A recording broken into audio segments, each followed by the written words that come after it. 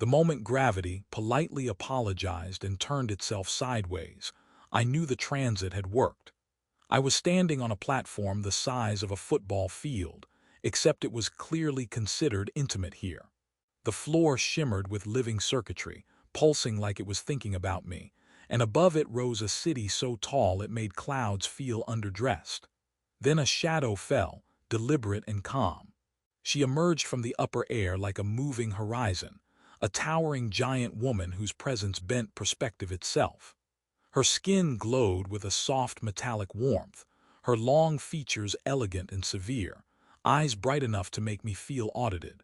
Each step was measured, careful, as if she were aware that accidents could qualify as natural disasters. I tried to bow.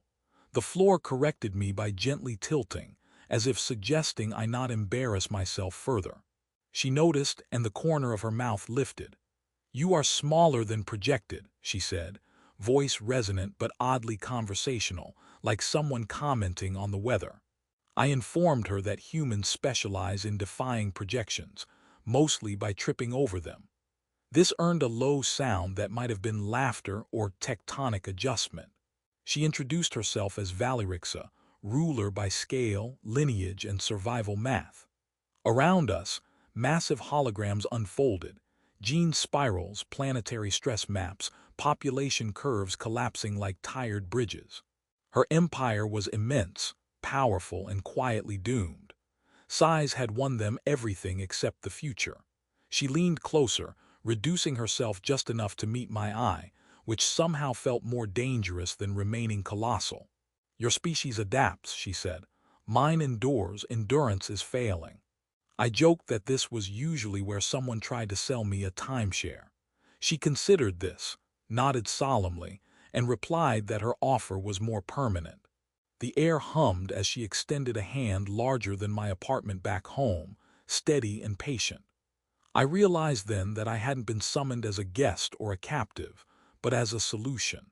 And somehow, impossibly, the fate of a giant civilization now hinged on whether I could stop my knees from shaking. Valerixa did not rush the proposal. That alone terrified me. She guided me from the platform into what she called a council chamber, though it looked more like a hollowed mountain lined with light. The air adjusted itself to my lungs without asking permission, which I appreciated on principle. I was placed on a hovering dais that followed her movements like an obedient pet, bobbing slightly every time she gestured, which made me feel like an accessory rather than a participant. She spoke of bloodlines the way humans spoke of software updates. Her people had perfected scale, strength, longevity, everything except variation.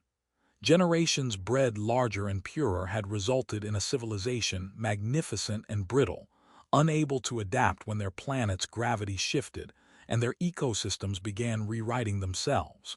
"We are impressive," she said, "and we are failing with dignity." I told her humans preferred failing with panic and snacks. She accepted this as cultural data. The holograms returned, projecting towering genetic lattices beside my comparatively modest DNA, which was displayed like an apology. She explained that human adaptability was chaotic, inefficient, and exactly what they needed. The offer arrived without ceremony: partnership, lineage, daughters who would inherit both scale and change. Not a demand, not a seduction. A contract. The terms scrolled past, some of them requiring legal concepts I suspected were theoretical. I asked if there was a trial period. She asked what a trial was. We compromised on discussion.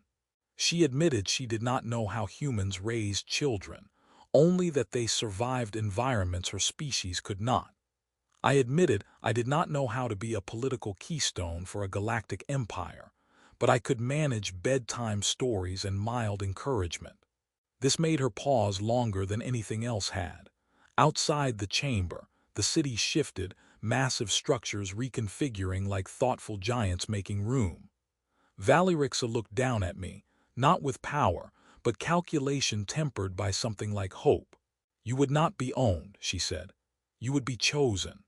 I considered the alternatives, which were unclear but definitely larger, and for the first time since arriving, I laughed without fear, realizing the universe had an odd sense of humor and had decided to make me part of the punchline. Time in Valerix's capital did not pass so much as negotiate. Days folded, stretched, occasionally paused while the city reconfigured itself around decisions being made kilometers above my head.